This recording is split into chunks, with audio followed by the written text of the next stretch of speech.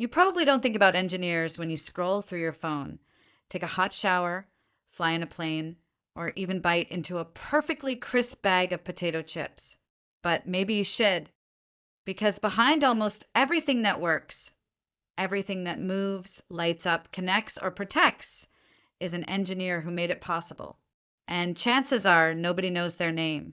No social media following, no speaking gigs, no spotlight. We live in a world literally built by engineers. Skyscrapers, airplanes, smartphones, electricity grids, satellites, clean water systems, bridges, medical devices. None of these things just showed up out of thin air. They were imagined, designed, stress tested, and refined by engineers working behind the scenes. And yet, while startup founders and tech CEOs get magazine covers, engineers are often the invisible force behind their success. In fact, some of the world's biggest companies were created by engineers. Elon Musk studied physics and engineering. Jeff Bezos built Amazon's infrastructure with an engineer's mindset. Larry Page and Sergey Brin developed Google as a search algorithm problem. But even beyond the billionaires, the average engineer is responsible for more of your daily life than any influencer, politician, or even doctor. Let's put it plainly, without engineers, civilization collapses. And the irony? Most people still have no idea what engineers really do. They think engineers are mechanics, or that they just build machines, or worse, that they're just math nerds who don't understand people. The truth is much deeper and more essential. Let's start with what engineering actually is. At its core, engineering is applied problem solving. It's taking science and math and turning it into something useful. But more than that, it's the ability to design within constraints. You want to build a bridge? You don't just think about how it looks. You think about load-bearing capacity, material stress, wind resistance, thermal expansion, vibration, fatigue, corrosion, all under budget and delivered on time. That mindset of thinking in trade-offs and consequences is exactly what makes engineers so powerful. While others argue over ideas, engineers ask, what works and how do we build it? It's not about perfection. It's about iteration, testing, failing, improving. It's about building version 1.0, learning everything that breaks, and then designing version 2.0 to be stronger, faster, and cheaper. And you can find this pattern everywhere, from the early days of the Apollo program to modern electric vehicles. When NASA first tried to put humans in space, they didn't just guess. They tested and failed and recalibrated.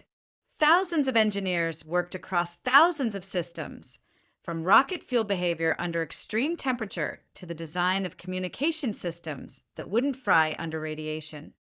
It took nearly a decade of engineering coordination to send a man to the moon. But that success changed the world forever. And it wasn't because of a single genius. It was the result of collective engineering excellence. Now, fast forward to today. What are engineers building now? Self-driving cars, quantum computers, fusion reactors, AI accelerators, next-gen prosthetics that can respond to brain signals, sensors that can detect early signs of cancer, satellites that provide global internet coverage, and soon, terraforming systems for Mars. These aren't science fiction fantasies. These are real engineering problems being solved right now by real engineers in real labs, often under impossible pressure and invisible conditions. And here's something wild. Some of the best engineering happens in disaster. Think about the Fukushima nuclear disaster. It was engineers who worked in life-threatening conditions to cool the reactors and prevent a total meltdown.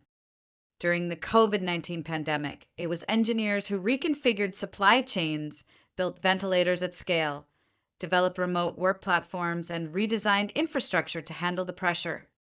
And in war zones, engineers rebuild destroyed infrastructure, design defensive systems, and even create autonomous drones and cyber defense systems. In other words, when things break, we call the engineers. Now, let's talk about specialization. Most people hear the word engineer and think of civil or mechanical engineering, but that's just the tip of the iceberg.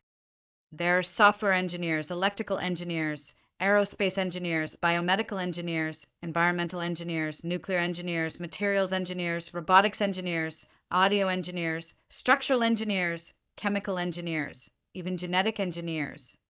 Each of these disciplines has its own set of tools, laws, and impossible problems to solve. A biomedical engineer might spend years developing a new artificial heart valve that doesn't cause blood clots. A structural engineer might design earthquake-resistant buildings in high-risk zones. A materials engineer could be working on a new alloy for spacecraft that withstands extreme temperatures without cracking. And here's the secret most outsiders miss. These engineers don't just know their own field. The best ones are systems thinkers. They understand how everything connects, how the software interacts with the hardware, how the mechanics affect the electronics, how the design interacts with the environment. That's what makes an elite engineer different from a code monkey or a CAD jockey. It's not just about solving the equation. It's about solving the system. Now, let's address the obvious question. If engineers are so essential, why aren't they more powerful? Part of it is personality. Many engineers don't crave the spotlight. They prefer precision over politics, facts over fame. They're the ones in the back of the room who don't speak unless they've done the math. That's noble, but in today's world, being right isn't enough. You also have to be heard. And unfortunately, that's where engineers often lose out to the storytellers, the marketers, the showmen. But that's starting to change.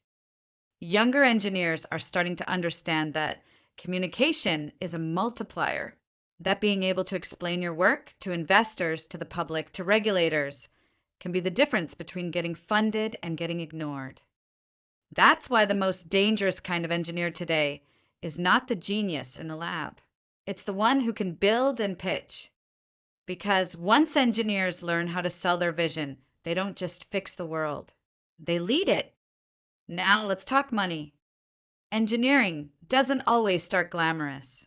In fact, in many countries, engineers are undervalued compared to their impact. But long term, engineers often outperform most professions in income and autonomy. Why? Because they build leverage. An engineer who writes great code can build an app that reaches 1 billion people. An engineer who designs a better battery can license that design globally. An engineer who invents a medical device can save lives and make millions. And increasingly, engineers are the ones founding companies, not just working in them. We're seeing a new generation of builder CEOs, leaders who don't just give vision statements, but who actually understand the architecture, the physics, the bottlenecks. And those people, they're dangerous in the best way because they don't need permission to change the world. They just need a prototype. And one more thing. In the next 20 years, engineering won't just be important. It will be essential for human survival. With climate change accelerating, population growth rising, and geopolitical instability increasing, the world will face massive, complex challenges, from clean energy to food security to global health infrastructure. And these aren't problems you can solve with slogans or tweets or shallow activism. These are systems problems, infrastructure problems, engineering problems. The people who will shape the next chapter of civilization won't be celebrities. They'll be engineers. The ones who figure out how to desalinate water at scale, who make fusion energy reliable, who design disaster-proof housing, who build solar networks in the developing world, who send probes beyond the solar system, who figure out how to clean the air, rebuild ecosystems, and maybe even terraform other planets. So if you're watching this and you're an engineer, thank you. And if you're thinking of becoming one, do it. It won't be easy, but it'll be worth it. Because the world doesn't just need more opinions. It needs more builders. The future belongs to engineers, not because they talk about what's possible, but because they build it piece by piece. And when the lights go out, the bridges crack, or the systems crash, you won't be looking for a guru. You'll be looking for an engineer.